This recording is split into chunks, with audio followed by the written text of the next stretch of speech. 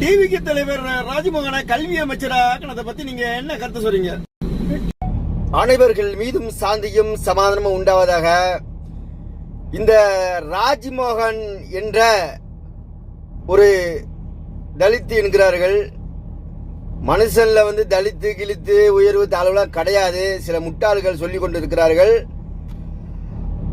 அவரை கல்வி அமைச்சர் ஆக்கியது பெரிய குற்றம். இவருக்கு என்ன தகுதி இருக்குது? அப்படி இப்படிலாம் ஆணவமா சிரிச்சுக்கிட்டு கிண்டல் கேலி பேசிக்கிட்டு இருக்கிறாங்க.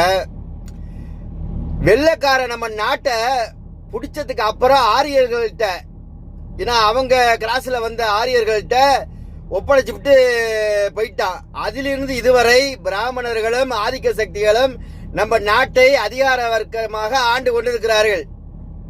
பிற்படுத்தப்பட்டவர்கள், தாழ்த்தப்பட்டவர்கள், சிறுபான்மையினருக்கு மிக குறைவான ஒரு 1% 2% கூட வேலை வாய்ப்பு இல்லைங்க. இப்படியாப்பட்ட நேரத்தில் இந்த போஸ்டிங்க கொடுத்திருக்கிறது விஜய பாராட்டாக்கணும். இதை பாராட்டாம இவர் மேல சேத்தைவாரி இறைப்பது ஒரு கீழ்த்தனமான ஒரு விஷயமா நான் நினைக்கிறேங்க.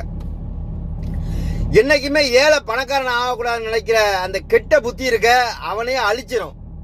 யாரோ வந்துட்டு போறான். சில பேர் சொல்றாங்க இஸ்லாமியர்களுக்கு ஒன்றும் கொடுக்கலையே அப்படிவாங்க. அவர் விஜய் ஊழலாக இருக்காரு, இஸ்லாமியர்களை பத்தி தெரியாதா? இஸ்லாமியர்கள் சொன்னா நீதி நேர்மையா இருப்பாருங்க, 5 வேளை தொழுவாங்க, பொய் சொல்ல மாட்டாங்க, வேஷம் போட மாட்டாங்க, தேர்தலுக்காக மாலை போட மாட்டாங்க, சாமி கும்பிட மாட்டாங்க.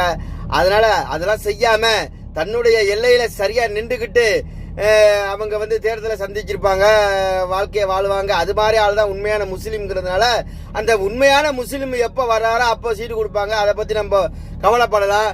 முஸ்லீம் இந்து அவன் இவன் சொல்லாம தமிழர்கள் இந்தியர்கள்ங்கிற எண்ணத்துல சீட்டு கொடுங்க, ஓட்டு போடுங்க, நாட்டுக்கு சேவை செய்யுங்க.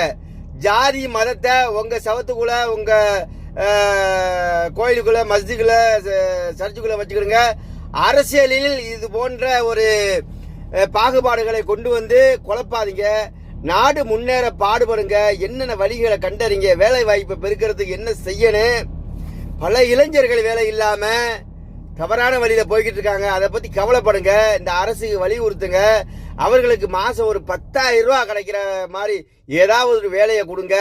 பெரிய பெரிய ஆட்களெல்லாம் 50-60 வயசு வரைக்கும் வேலையை விட்டு போகாம லட்சக்கணக்கில் சம்பளம் வாங்கிட்டு இருக்காங்க.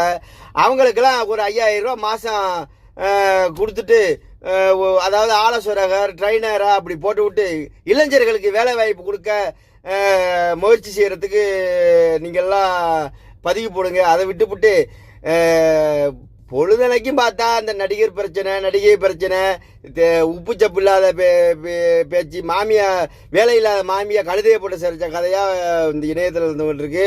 சதிக்கலை, திருந்துங்க.